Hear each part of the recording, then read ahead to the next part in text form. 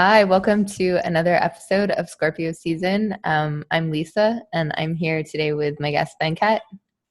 Hey everybody, welcome to Scorpio season. I'm here with my guest Lisa. Hey Venkat, are you eating a snack today? It's more a beverage than a snack. So what I have here is an attempt at a cappuccino with hazelnut milk, hazelnut for H. And it turns out it's not the best milk for coffees, but I'm drinking it anyway. But lesson learned. I'm going to switch to soy. All right. That's cool. Great. So along those lines, we're talking about H's today. Oh, I'm actually eating a snack today, and it just so happens to be Honey Crisps apples, which I thought was kind of funny. Oh, okay, perfect. Yeah. We should both compete in our letter team snack each week, and we'll see who wins. I think you win this one. I win this round. Great. I like this game already. This is cool. Okay.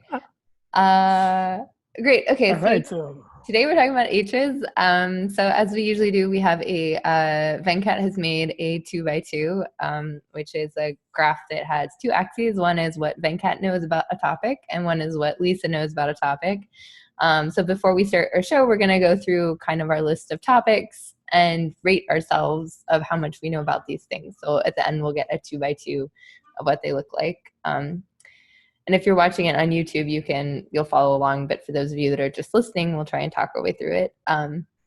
Great. Okay. So the first topic that we have is Hannah Arendt. I think I know some things about Hannah. I haven't read all of her books, so I feel like I'm not a Hannah Arendt expert. So this is a quantitative thing, right? We can each rate how many books of hers we've read. I've read only one. So have you read more than one? Yes, I have read more than one book of hers. So you get more than me. Great. How many did she write? She wrote like 3 or 4 major books, right? The Eichmann one, the Human Condition one, and a couple of others. Yeah, so this is good. Yeah, the 3 I've read, well, we can talk about it later. I think she's written like 6 or 7 would be my guess. But of those, like maybe 3 or 4 are like big. Anyways, well known. Cool. Okay, the next topic on the list is the halvening. And so this refers to the Bitcoin halvening, which should be happening soon. I should go look up what the new latest predictions of when it happens is. So this is obviously something you know way more about than me. I'm actually going to put myself down in the lower quadrant. I know basically what it is, but for this audience, I would count as ignorant.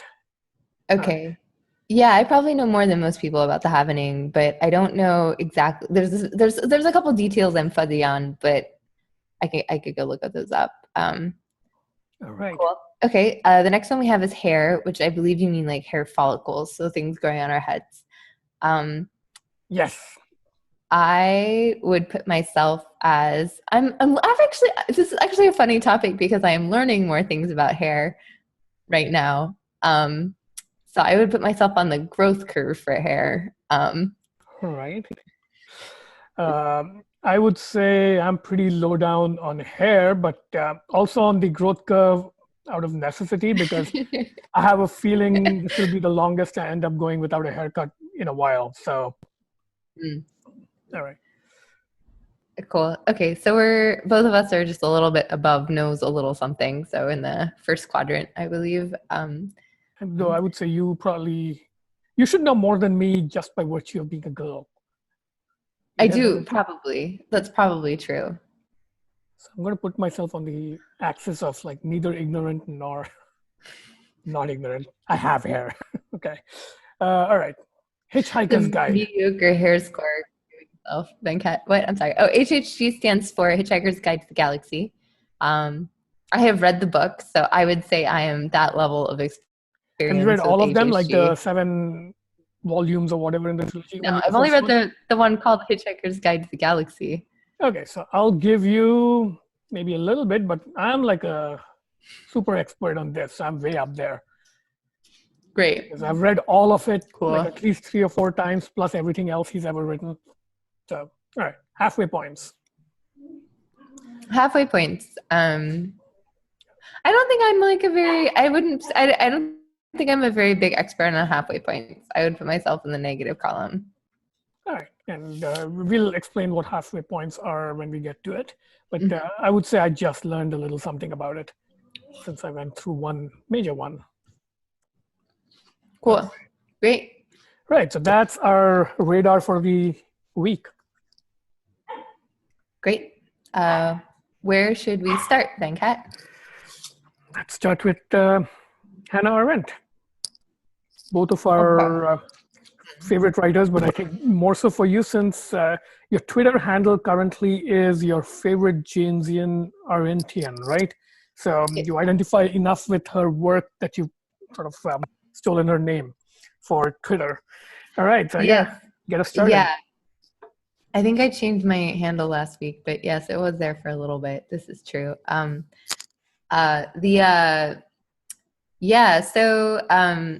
think Hannah Arendt is legitimately one of the best. I would almost call her like a historical philosopher of the last century. I think she did a great job of putting a lot of the political and like social movements that happened into context, like for kind of what they mean for us as humans. And so the three works of hers that I read that I really liked were Eichmann in Jerusalem, which I think is her most approachable work. It's written in like a journalistic style, so it's basically her sending back reports from a courtroom in Israel about a what do you call it, court case that they had where they tried a bureaucratic flunky from the Nazi party by the name of Eichmann. So that's I think, so that book is really good because I think it puts the one thing I really liked about it is it really puts the Holocaust into really gives you a good understanding of like the social mindset and like political dynamics that were happening amongst both like the party flunkies of the Nazis and like what they were attempting to achieve through the Holocaust and like kind of the development of the that like whole process, if that makes sense. Like there were stages to getting rid of the Jews in Germany until they hit upon the final solution. It kind of walks through each of those stages. And it's considered as a work quite controversial, which I think is interesting because it places some of the blame of the ability of the Nazi party to decimate the Jewish population on a particular faction within the Jewish like community, particularly like the Zionists, specifically in some of the ways that they worked along with the Nazis to help move Jews out of Germany. So this is kind of interesting. So this is the book where she coined the phrase "banality of evil," right? Yes, okay. That's correct. Yeah. And if I remember correctly from her biography, in her early career, she was the sort of partner of Martin Heidegger, who later turned into a Nazi collaborator, right? So there's some interesting personal history there. Yeah. So I was reading, and so her and Heidegger actually had a romantic, quite a romantic relationship. I was actually just reading about this last week. She was 18, he was in their 30s, and she was a new student in his like philosophy classes, and they started basically what I assume is like an affair because Heidegger is married. And then it lasted, I want to say, for a year, and then they broke it off.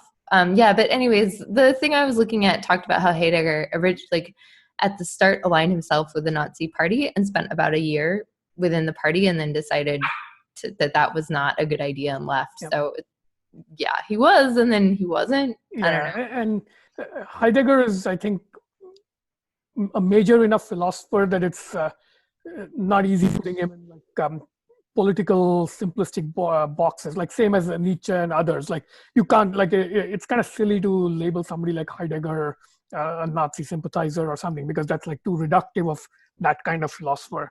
And, okay, so what are the other two books, and then let's hear your ranking of the three books, and I'll give you my ranking of my one book. Okay. Man, ranking's hard. So I think maybe the easiest way to explain them is to kind of like, so Eichmann in Jerusalem is a journalistic work that and sort of does a good job of outlining the history and the social kind of things that were happening in context of like the Holocaust, based around this like court case that she's reporting on. Origins of Totalitarianism is, I believe, her longest work and most ambitious. I would put that into like, I almost call it like a historical philosophication, because it's not like she does a really good work in like contextualizing a lot of political movements, and I think she does. My understanding of the work is that it's a lot of explaining how and why the conditions became possible for totalitarianism. And the three branches that she goes into in the book are anti-Semitism, and she traces the history of anti-Semitism, which I think is really, it's just like really fascinating. She ties it back to like the destruction of the is it the destruction, kind of the going away of the aristocracy is kind of like the roots of it, which is interesting. And then so there's three pillars that lead to totalitarianism. The first is anti-Semitism, the second is imperialism, and then the third thing that she talks about is totalitarianism. And she explains how, so it's historical, right? But it's like kind of giving you this like cultural lens to look at these historical events. So actually, when I was reading it, I found it a little challenging sometimes because she sort of assumes an assumption. She sort of has this assumption that you understand the historical events, and so she layers context on top of it. But if you're like me and don't really like know all the historical events, sometimes it's hard to figure out exactly what she's talking about. So that works like really interesting from that perspective. And then the third work of hers that I've actually read four, but I don't remember the fourth. The third one is The Human Condition, which I would the Human Condition is really fun because it's I would almost call it a critique of Marx's, it's a really brilliant critique of Marx's labor theory of value, I think. But she does it in like a really interesting way that's incredibly philosophical, and that she goes back to ancient Greece, like cultural archetypes, and sort of deconstructs work using the Greek social construction and how things were set up, which I say is like very philosophical because a lot of philosophy seems to use like ancient Greek. So this is the one I have read. So I think we can compare and contrast our takeaways from that. So interestingly, even I thought that the sort of critique of Marxism was almost like a peripheral subplot in the book. Like it was almost a side effect of a larger project she was going after, which I thought was very interesting because the way I read it, it was a historical construction of the evolution of human archetypes in relation to, I think, two things: how you work and how you sort of relate to others politically, right? So you've got the laboring human and the making human, and then the full human who's capable of action by appearing in public, right? So I really liked that typology. And the other thing I really appreciated about that is, you're right that a lot of Western philosophy sort of draws from Greek tradition, but a lot of it also sort of falls into the trap of thinking of that as some sort of ideal. Whereas in her case, the Greek condition is simply an origin condition.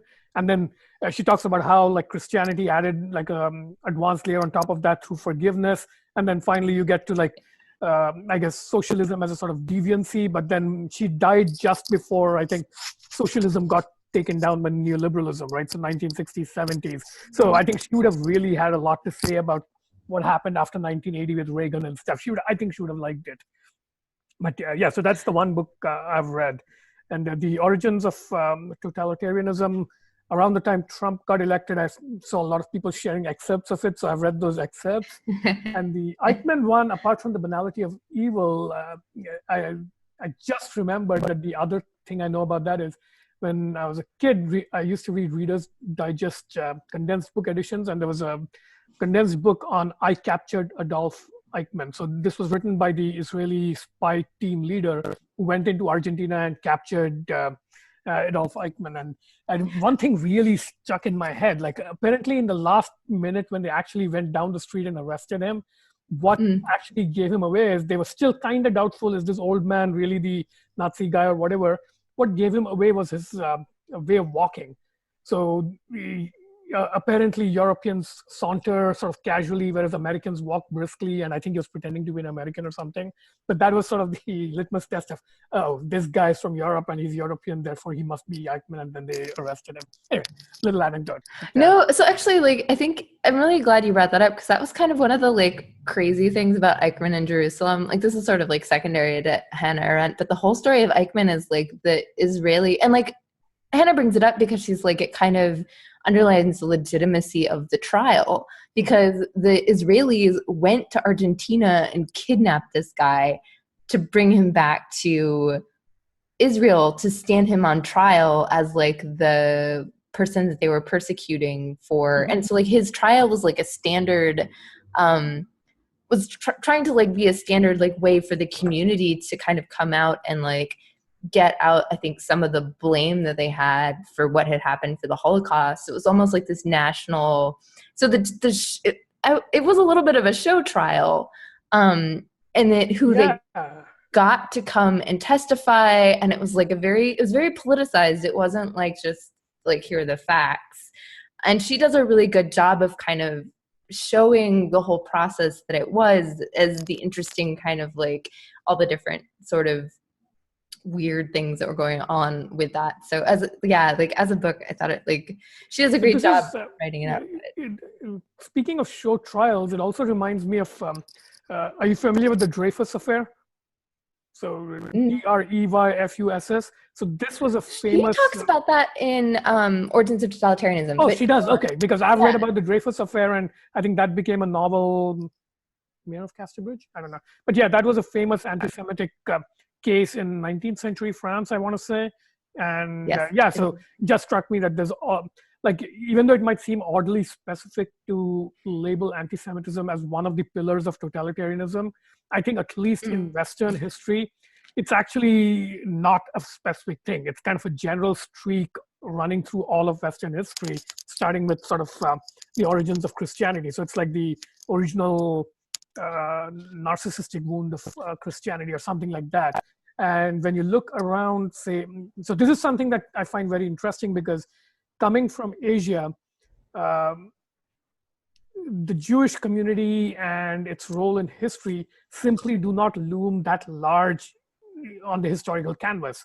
There are other communities that sometimes play the roles of localized scapegoats, but no community that plays this sort of standard history role of like, it's actually a thread in history that oppressing Jews is how history moves forward. So that's missing in Asian history, which I kind of find interesting. So Asian totalitarianism has its sort of equivalent things to anti-Semitism, but they're kind of like localized and don't acquire all this historical weight to it, at least I think. Yeah. That's cool. Right. So what else should we sort of know about Hannah Arendt and her thinking? Oh, so you wanted to say how you would rate, well, I think the way you initially the thing is how you would rate. So how would you rate your one book? Or The one book is the best book. Okay. So your three books, what are the ranking? Oh man. So I think if I'm gonna rank them in terms of approachability. Okay. I would put Eichmann in Jerusalem as the most approachable. I would put Origins of Totalitarianism actually as the second most approachable. I think The Human Condition was probably, that book took me the longest. I just found it incredibly dense. That makes sense, because it's the most sort of theoretically and conceptually philosophical. And I think that's why I ended up picking up that book as the first thing to read. Like, I read it in 2016, December, again around the Trump election, because she was getting talked about so much. And even though everybody was quoting the Eichmann book and the totalitarianism book, in a way, I wanted to go straight for the dense philosophy, because I already kind of had read enough about the history that I wasn't interested in reading more sort of, dragging history through. But I really enjoyed The Human Condition. It was, like you said, a very dense read. But I ended up liking it so much, I did a whole slide deck on it. It's on Ribbon Farm somewhere. And what I did with it was I sort of transposed the basic arguments to Silicon Valley maker culture, like how Silicon Valley has this sort of doer culture. And I wanted to sort of map that to her Homo faber archetype of making and how that's not fully human. So we should link to that later. But yeah, so that slide deck, I called it the computational condition instead of the human condition. So Hannah Arendt for Aspies. Oh, that sounds good, Venkat. That's really cool.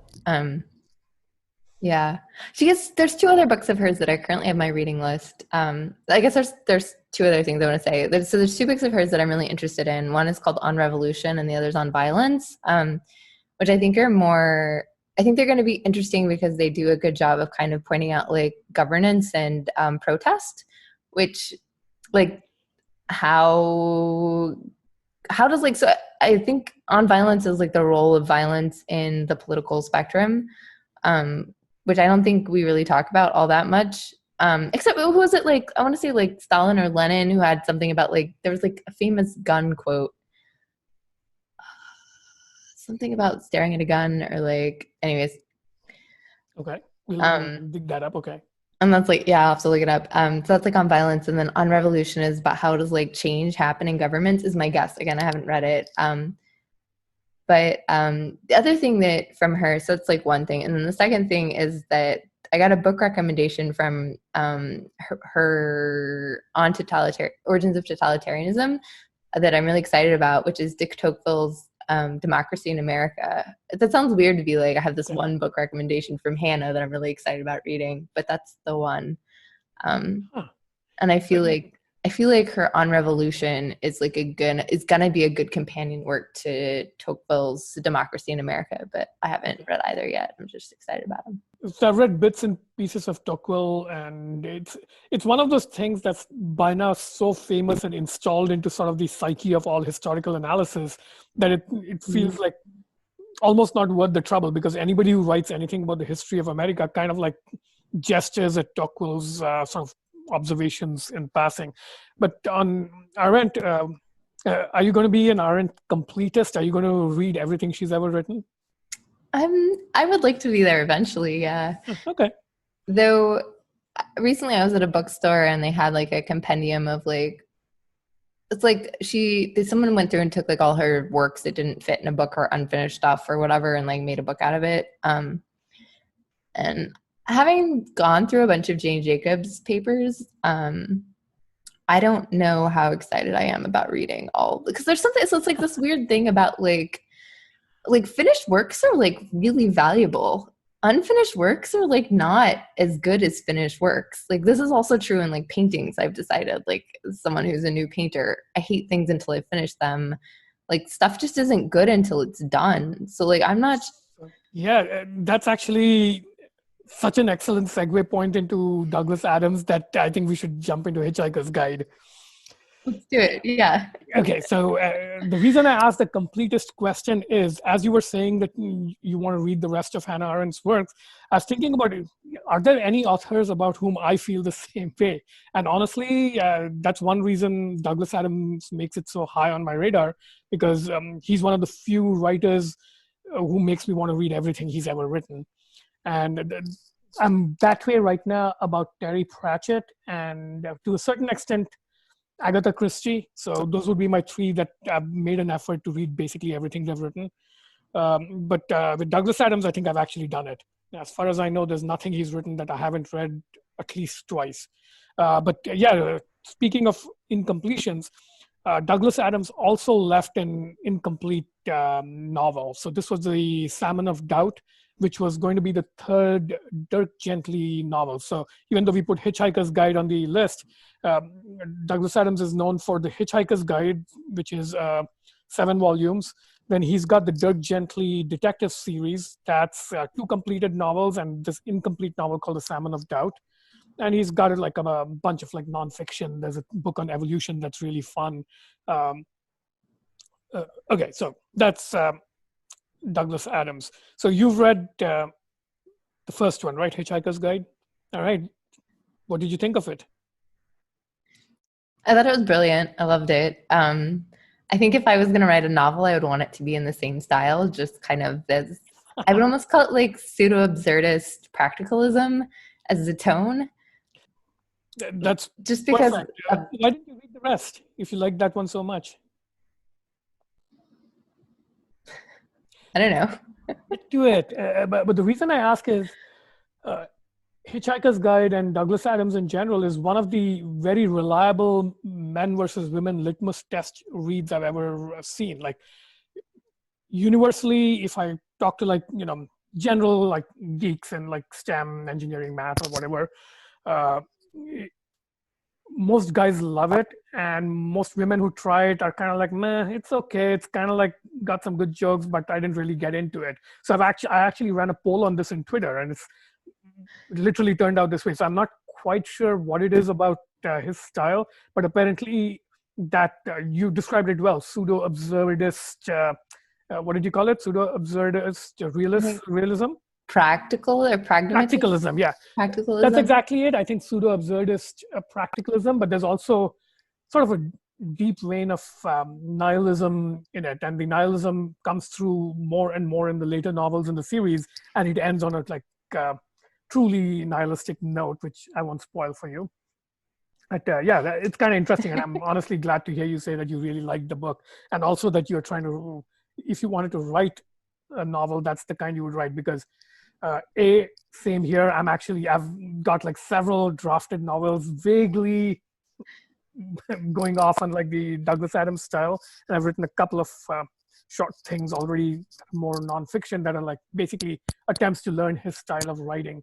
So yeah, I think we shared that. It's like it's a style that calls for imitation, but interestingly, it's very 80s. This is something that I think more than one millennial reader has told me. Like it has a very 80s vibe to it, kind of like Terminator movies or Ferris Bueller's Day Off. It's got that, something about it is very 80s in its sensibility, and I think that's probably true.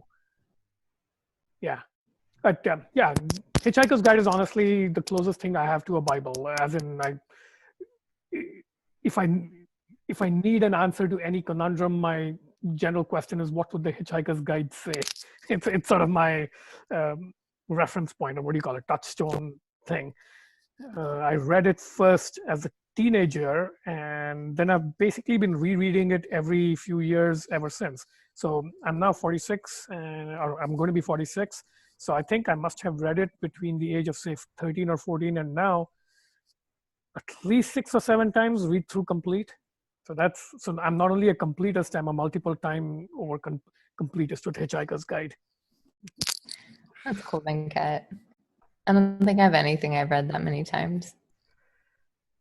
Do you reread a lot? Do you read anything a lot, or reread anything a lot? I don't think I do. There's a few things recently. There have been things that I want to go back and reread, but not anything quite that way. That's interesting. I think I used to be an obsessive rereader of a lot of things, usually pulp fiction, the comfort read kind, and that's kind of like the obvious kind of thing. But Hitchhiker's Guide is not a comfort reread for me. So like Agatha Christie novels are basically comfort rereads. Like if I set it aside for 6 years and go back, I'll have kind of forgotten the plot and sometimes even who did it. So it'll actually be a new murder mystery for me. But with Hitchhiker's Guide, the rereading I think is actually uncovering new layers or something. Like each time I reread it, I find like a new layer of jokes and philosophical commentary and so forth.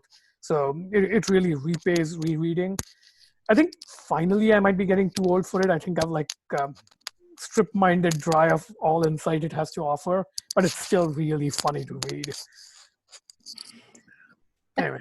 I have to say that these books, like, so you mentioned Terry Pratchett, Douglas Adams, and Agatha Christie as your like three things that you've read the most. Some part of me wants to be like, yeah, those are kind of like the cartoons of literature. There you go. Perfect.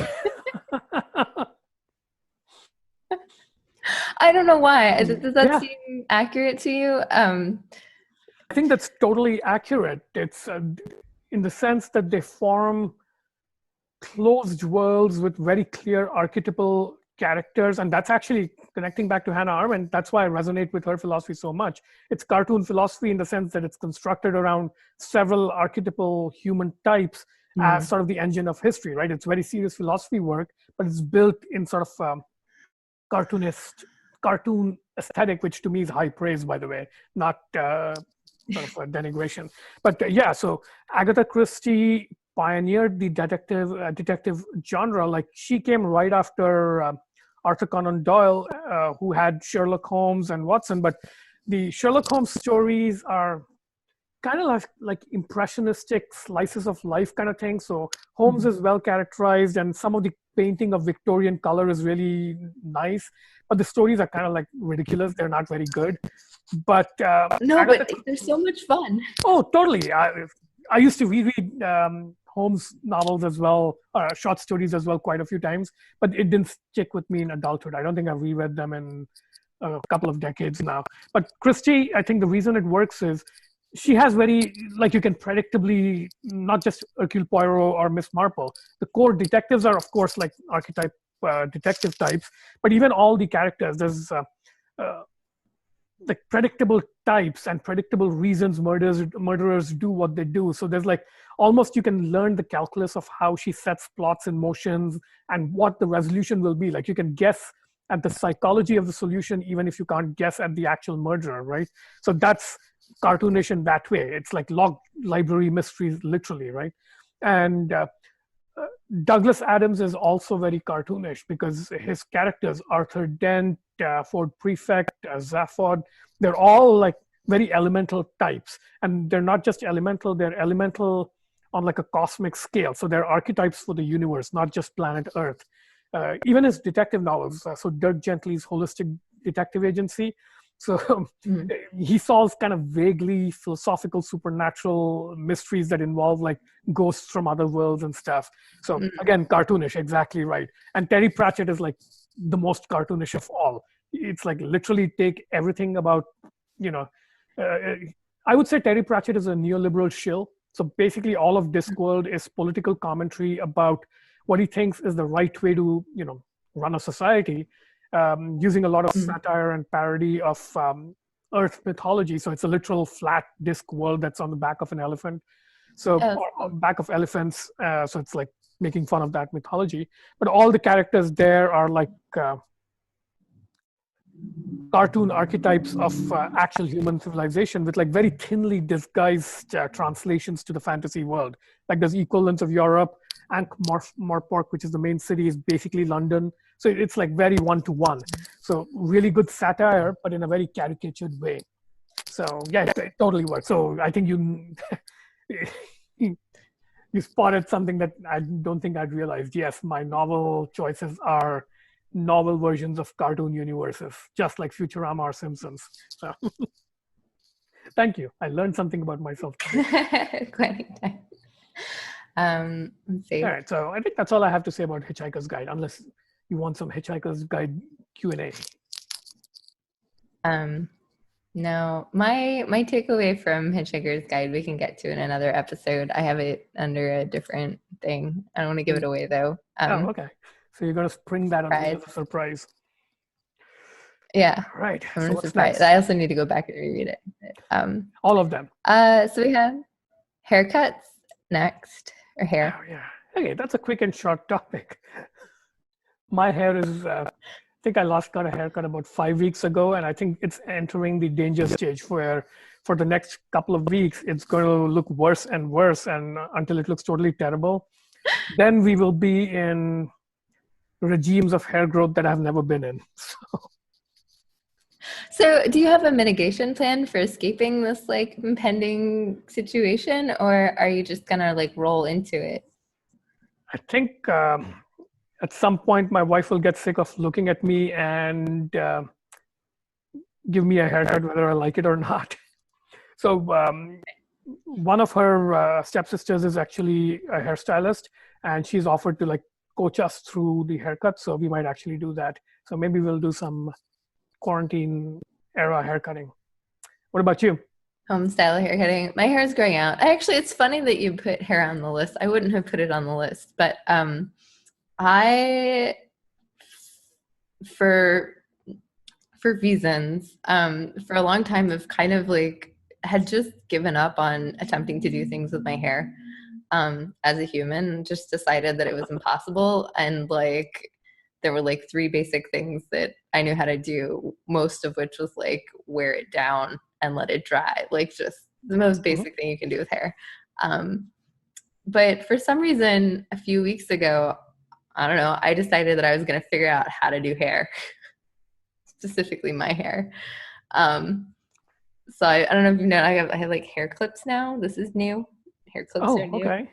I mean, yeah. I'm not even sure people who know me would notice, but I've started doing my hair now. I don't know if you count this like messy style as done, but this is new. It's growing out, Okay. but we're managing it. We're learning how to manage it. I watched some YouTube videos. I found a Cosmo post and bought all the things it said to buy to make your hair look and feel good. I don't know. I own a silk pillow now. Pillow Wow. because it's supposed to so I have my hair is like this. So part of the reason that I never thought I could, if this has to do, so this is history, personal history. Part of the reason that I never understood how hair works, particularly my hair, had a lot to do with growing up in a very humid place, which is Okay. Houston, and having a different hair type than my mom, um, who has, so like her advice that she would give on how to do your hair and the things that made sense to her for her hairstyle did not work on my hairstyle. But none of us understood this because it was the 90s. And So why? is this just your hair is curly like mine, right? So is it to do with managing curls? Yeah. Okay. Yeah. Whereas my mom had Yeah. finer, my mom is blonde and has fine blonde hair. My hair is, and my sister, I have an older sister. I think this also adds to it. I have an older sister whose hair is brunette, but is very closer in hair type to my mom's hair. Whereas I was the second daughter and had hair that was not at all like either of their hair. Um, so, but as a mom, you've got two kids, and then, eventually she had a third younger, my brother's younger than me, and his hair is a lot like both of their hairs. Um, so I was like the odd one out with, Economies of scale. She did the same thing with all three of you. why would you not? I mean, it makes Yeah. sense. But, so growing up, like my understanding of how to do hair, and Houston is humid, and that plays a role because if you do certain things that you do to curly hair in humid weather, particularly, give adverse results almost Yeah. generally, like every single time. Like it's just, so I had a lot of struggle. That's one of the few things about hair even I'm familiar with, though my history of hair is like I've had the same haircut for the last 30 years, which is, just do whatever, like not even think about it. But yeah, I do notice that in humid climates, it behaves differently and curls up differently and so forth. So my solution to that has always been just get haircuts frequently enough that you cut below the curl line, so it's not a problem at all. So you don't, the problem goes away, but it tends not to be an acceptable solution for women. Right. It's not a practical solution for women. Yeah. Anyways, I'm back in Houston now. So I'm finally, as an adult, figuring out how to like manage the hair humidity problem. It's been fun. I'm having a great time. It's really, yeah, it's been really fun. And it's like winnable. It's like a winnable problem. But Strange what's your normal schedule for getting haircuts. haircuts or hairstylings? Yeah. So for a long time, I was a once a year when I was on vacation haircutter. Wow. Okay. Since then, it's like whenever I feel like it's getting too long. So maybe every 6 months. I had a haircut Okay. stylist I really liked in San Francisco before I moved to Texas. Um, and I actually had a trip planned to SF for, I want to say March. That was a month ago now. So I was going to try and get my hair cut in SF in March, but that didn't happen. So this is interesting. I think it's one of the most dramatic differences between men and women, because the first time I realized that women actually do that they like particular stylists so much that they'll even travel to a different city to get a haircut, I was like, what the hell? this is like so expensive buying an air ticket or like extending a trip or something. So my wife has done that a few times over the years. And the first time she did it, I think we even had a little argument or fight about it or something.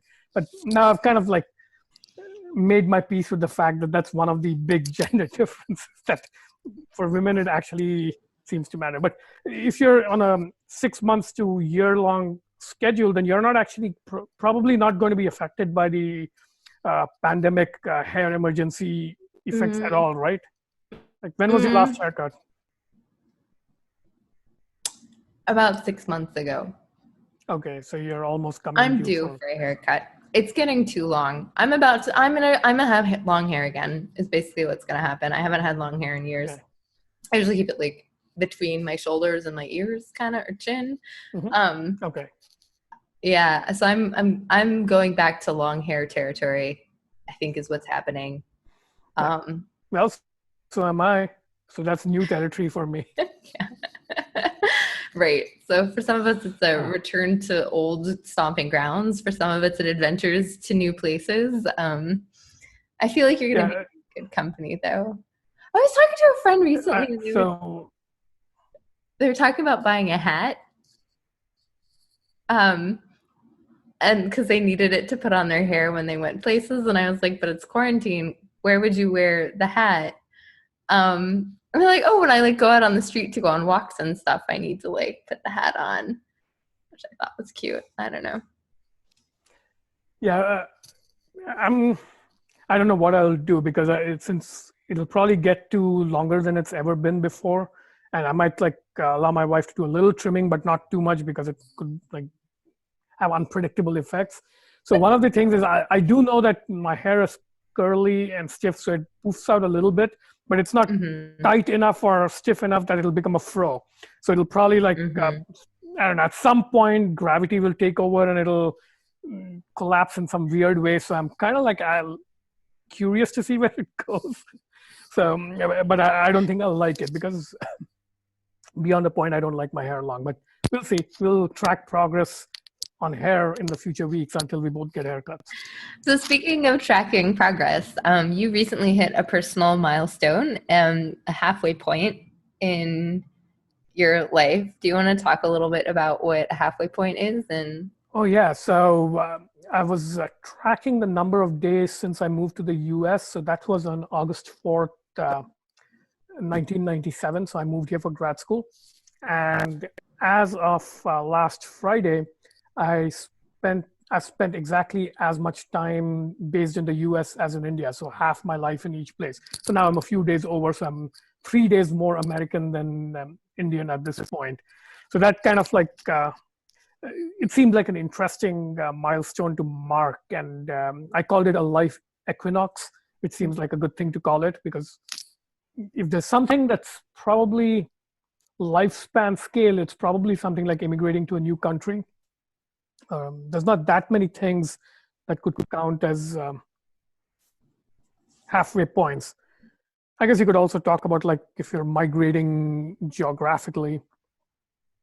So I used or to if you leave switch for. careers, so if you go from being like a strategy consultant to a programmer, you could mark your time since, in Mhm. each like life cycle. It's funny that now that That's I'm an thinking, unlikely transition, but the other way is likely programmer to strategy consultant. yeah, That, yeah. So, yeah. do you have anything in your life that you would consider like a halfway point that you've been through?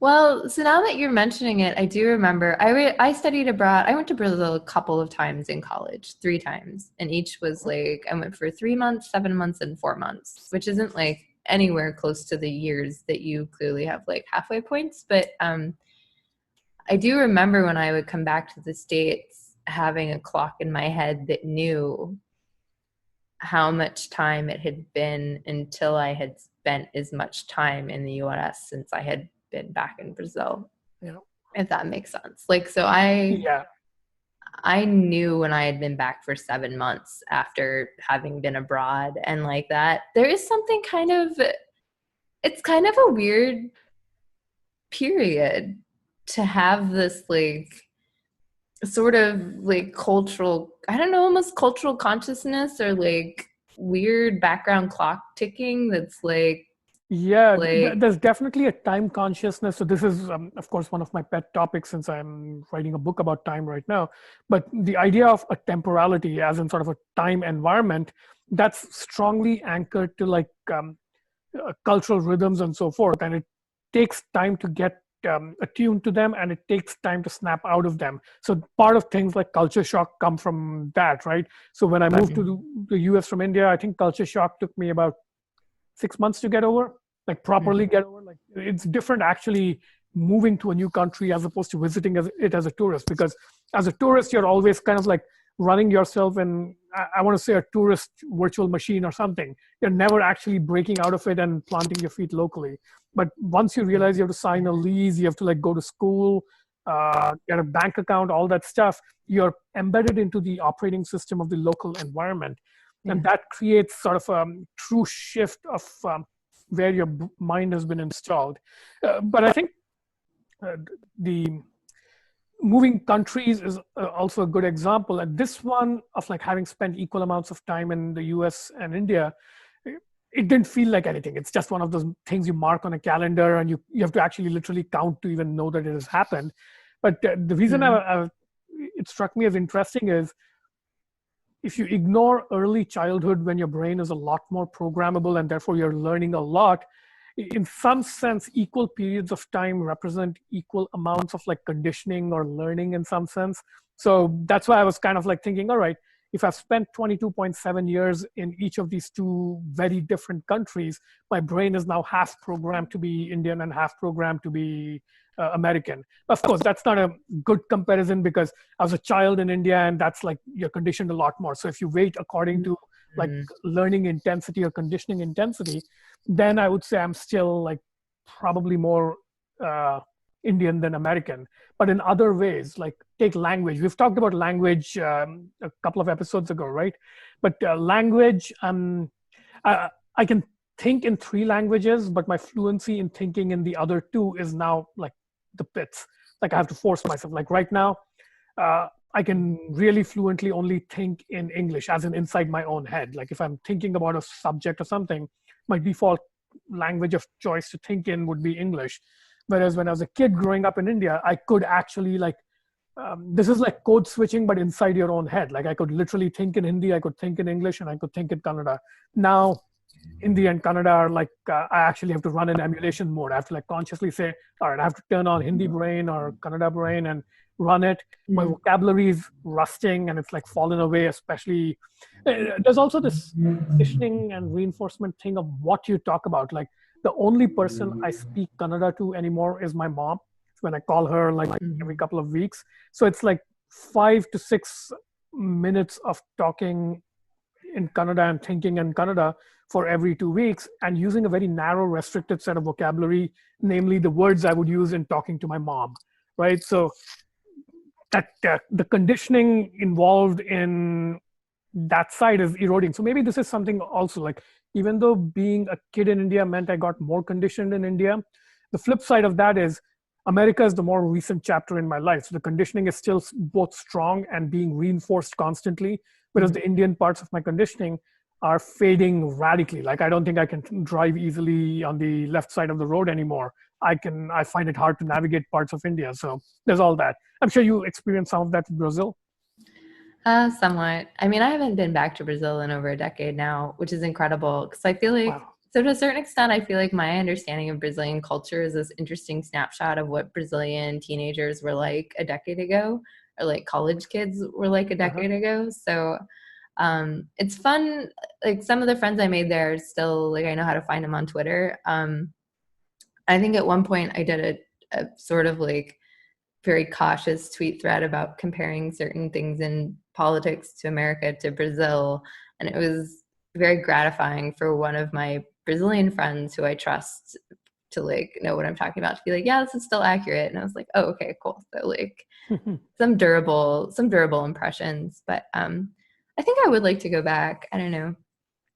Yeah, that's an important point you bring up, by the way. The idea that when you make such a halfway kind of phase transition, your conditioning in the place you're leaving behind kind of freezes at the point you left it. So in your case, 10 years ago and the milieu that you inhabited, namely college kids in Brazil, for me, the same thing. My sort of understanding of India is to a large extent frozen in 1997, and India today is like way, way different. And my, I don't know, younger relatives sometimes kind of like call me out on like weird things I have, like I'm frozen in a time machine or something, or time warp. But yeah, so that's my halfway point uh, story. Okay.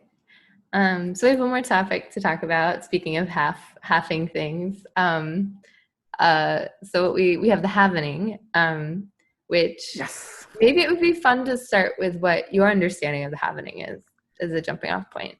Okay, so I would rate myself as sort of informed layperson participant in the crypto economy. I do hold some Bitcoin and Ether and stuff. So just from by virtue of having to like play with wallets and things, I know a little bit. So my understanding of it is the block reward has every so many transactions, I guess. So it went from whatever 25 per block to 12 and a half and so forth, right? So I'm not quite sure I understand the process by which the block reward gets halved. But when it does, if I understand correctly, the incentives for miners change, and there's a question on whether it's already been priced into Bitcoin or not, and how people are anticipating. And the last halvening did see price appreciation in Bitcoin, if I remember correctly, right? Was that 20? When was it? I do remember seeing the bump. I believe it happens about every 4 years. Okay, yeah. So I remember seeing the bump in the So it last happened time. in 2016, which is kind of interesting that it's just so happens to fall in election years, just because Oh, that's how it okay. worked out. Um, there's a certain number of, so what triggers it is a certain number of blocks. And I don't, this is where I'm like, I know what it is, but I don't know the specifics. This is one of the specifics I'm not sure about, is how many blocks it is between halvenings. But basically how you described it is correct. After, let's say, 150,000 blocks, a block happens every 10 minutes. So you could probably back out what 4 years, every 10 minutes of 4 years is.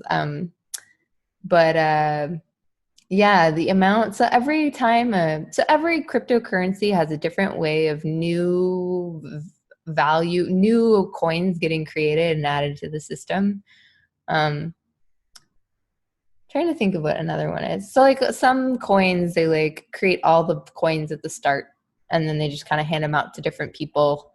And so they like have airdrops or where they hand out, that's like distributing coins to people and then hope that people use them. So an economy system grows up around people using them. The way that Bitcoin hands out new coins is to whoever finds the next block gets a reward for finding that block. And that's how new Bitcoin enter the system. So when the first block was mined by Satoshi created 50 Bitcoin.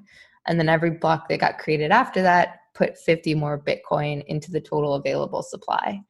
So new Bitcoin gets created every time a block happens, new Bitcoin is birthed. And then how do you like give that Bitcoin out? Well, in Bitcoin, you give it to whoever mined the block.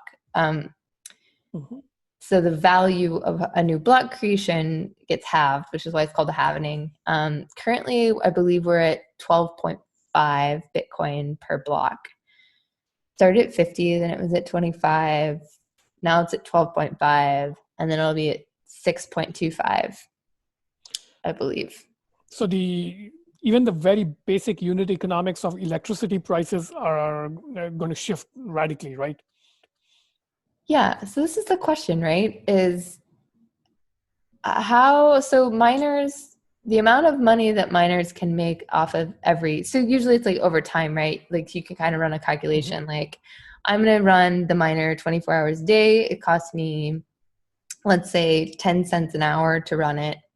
And then there's a return kind of calculation that you can do that's based on a couple different factors. Most people, when they mine Bitcoins, don't mine. You could mine by yourself, but your chances of ever making any money are very low.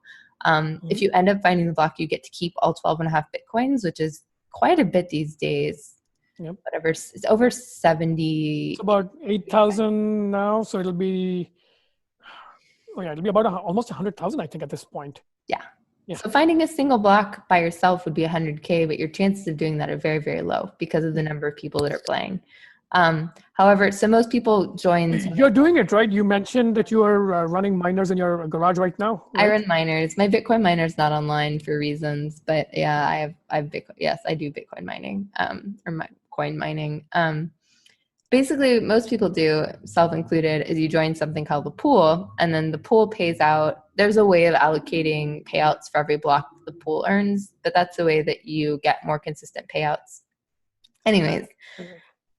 idea is that you can kind of see. And your stake is determined by the hash rate you contribute to the pool or something, right? So if you're like 1% of the hash rate of the pool, you get 1% of any reward anybody finds. You get 1% of the reward for however much. Yes, exactly. Yes, yes, yes. Okay. Yeah, and then so like where was I going with this? Oh, so when you're deciding to mine, you kind of make some decisions about how much Bitcoin you're making back and how much you're spending on electricity, and if it's profitable, you keep doing it. In theory, this is going to cut the amount of Bitcoin that every single miner is getting in half, right? So the question is, will it remain profitable for miners to keep their machines online?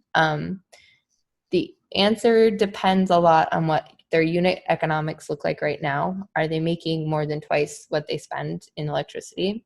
Other thing that there's also a lot of inertia in the mining community in terms of once you've made the capital outlays to acquire the machine,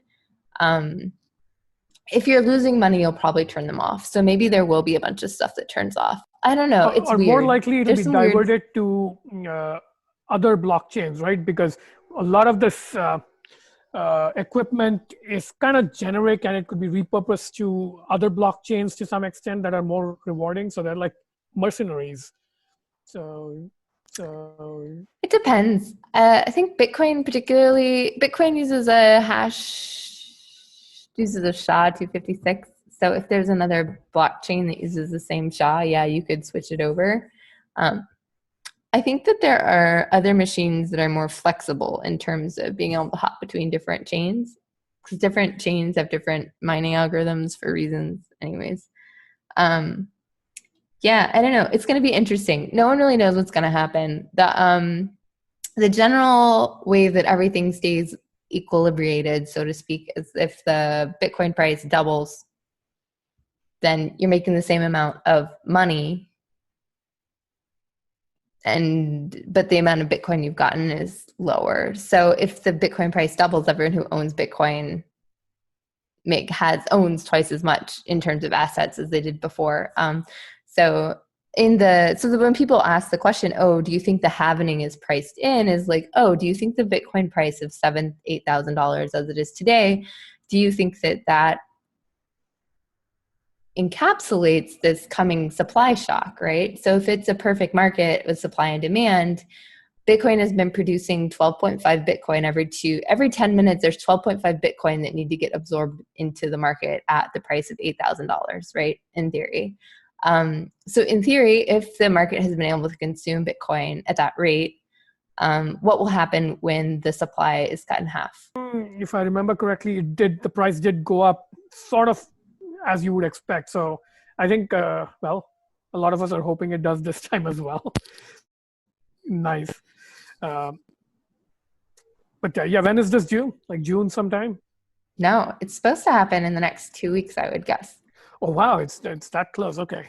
Yeah, All which right. So is why I put it on today's list, because I think like people said end of April, early May or it might be June, but someone else, at some point I think I heard someone say they expected it in May. I could go look it up. Okay. So we should be able to like find some way to talk about it in the letter I or K. Yeah. HIJKL. We'll find some way. L for lightning. There we go. There we go. Yeah. Yeah, we'll see. I don't know what's gonna happen. I have no idea.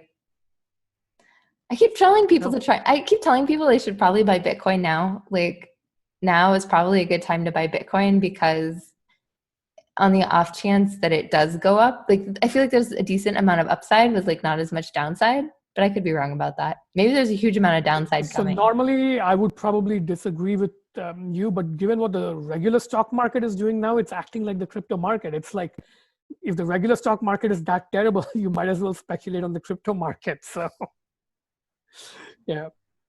I'm not saying put all your money in it, but Yeah. maybe own a little bit. Like, Oh, I yeah, don't know. totally. There, I think you and I are on the same page, but then again, there's also moral hazard of recommending expensive things that you manage to buy cheaply, right?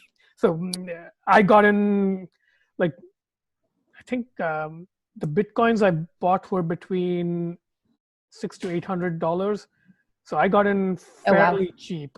So Yeah. it feels disingenuous to tell friends to buy in at 7,000 when I bought in at like 800 most.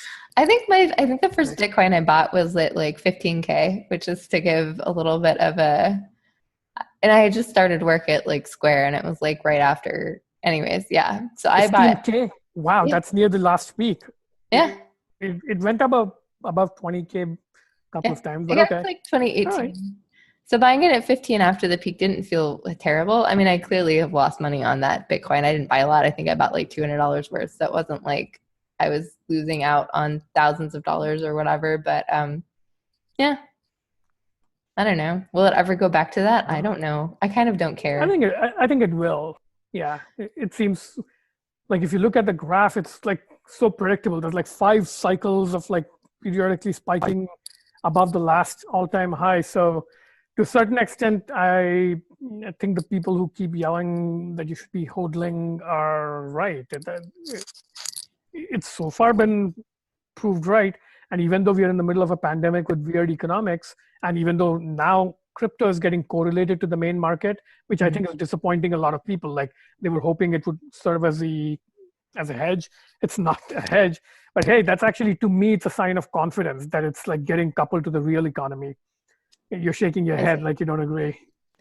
I have a lot of thoughts about Bitcoin and how it relates to the rest of the financial world, but we don't have time to get into that right now, I don't think. Right? Yeah. Let's find a letter of the alphabet to slot that into because that's an Okay. interesting discussion. I think worth having. Yeah. Yeah. We get all the Um, crypto people on our Great. Well, podcast. Venkat, as always, it's a pleasure to have you on Scorpio season. Likewise. You're welcome Um, back anytime, Lisa. Great. Oh, thanks, Venkat. All right, great. I'll talk to you later. Yeah. Scorpio season is proud to be sponsored by Smoke and Screws, the premium filter for your glass pipes, water pipes, and one hitters. Check out their next generation screen technology at smokeandscrews.com. We're also proud to be sponsored by Art of the Gig, a subscriber only newsletter for freelancers and independent consultants. Learn more about how to take your consulting practice to the next level at artofgig.com. Great. And if you liked our show, don't forget to like and subscribe.